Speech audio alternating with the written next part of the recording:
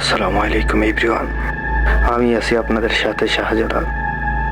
আজকে আপনাদের সামনে একটা নতুন ভূতের গল্প নিয়ে হাজির হয়ে গেলাম। আমার সাথে আছে আমার প্রিয় সত্ত্বেও বড় ভাই রানা।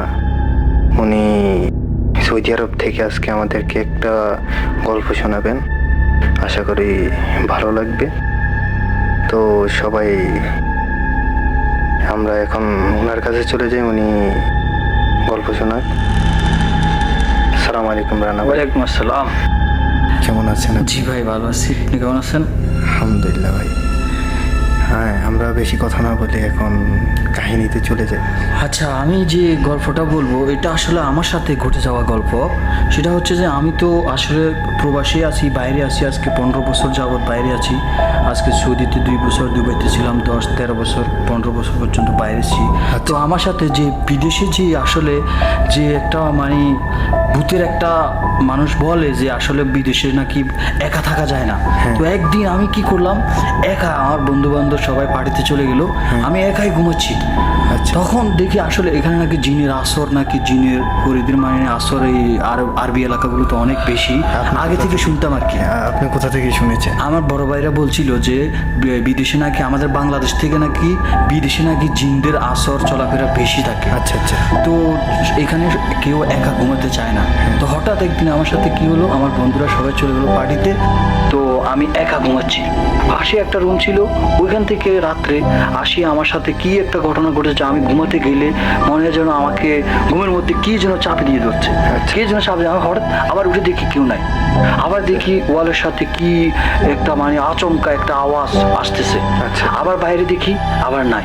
পরে আমি চিন্তা করলাম আসলে কি হচ্ছে। তখন আমি ভয়ে আবার আমার বন্ধু বান্ধব কয়েকজন ছিল, ওদেরকে ফোন দিলাম যে ভাই আসলে আমার সাথে এটা হচ্ছে। তো তখন ওরা আসি বলতেছে যে হ্যাঁ, আসলে এখানে নাকি জিন পরিদের এটা নাকি অনেক বেশি চলাফেরা। এটা মানে এটা কি শুধু আপনার সাথে হয়েছে নাকি আরো? আমার সাথেও হয়েছে, কিন্তু আমি শুনছি ওই যে আমাদের দুবাইতে একটা রাসুল খিমা নামে একটা জায়গা আছে, ওইখানে নাকি আরো বেশি হচ্ছে। ওইখানে একটা ভূতের বাড়িও আছে। ওইখানে গেলে নাকি আপনি আসলে ওইখানে ভিজিটররা অনেকগুলো যায়, আমাদেরকে আসি বলে যে ওইখানে নাকি অনেক ভূতের চলাফেরা, ভূতের আওয়াজ। যখন দুপুরবেলা হয় তখন নাকি একটা আওয়াজ আসে। 1টা থেকে দুপুর 2টার মধ্যে আপনি যদি রাসুল খিমা ওই ভূতের বাড়িতে যান, ওইটার নামে ভূতের বাড়ি, ভূতের বাড়িতে যদি যান দেখবেন একটা আওয়াজ আসবে দুপুর 1টা থেকে 2টার মধ্যে। আচ্ছা আচ্ছা। চিৎকার একটা আচমকা একটা আওয়াজ আসে। এটা কি আপনি শুনছিলেন? এটা আসলে আমি রাসুল খিমা যাই নাই, কিন্তু আমার বন্ধু বান্ধবরা বলছে ওইখানে নাকি ভূতের বাড়ি নাম করা একটা ভূতের বাড়ি আছে রাসুল খিমাতে।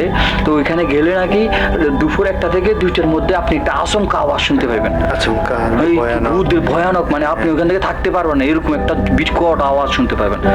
তো ওই জন্য আমি আসলে সবাই বলতো, কিন্তু তখন একদিন আমার সাথে এইভাবে ঘটে গেল। তো আমি ওই দিন অনেক ভয় পেয়েছি। পরে যখন বন্ধু বান্ধব আসছিল তখন আমি আসি, ওদেরকে এটা বলতেছি আর কি যে ওই রুম থেকে আওয়াজ আসতেছে, ওই রুম থেকে আমাকে ঝাপটিয়ে ধরতেছে।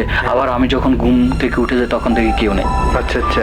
তো এটাই আসলে বাস্তবতা, এটাই এই দেশ থেকে এটা ঘটে যায় মানুষের। আসলে এটাই আমার জীবনেও ঘটে গেছে। আচ্ছা, এটাই আপনাদের সাথে শেয়ার করলাম আর কি।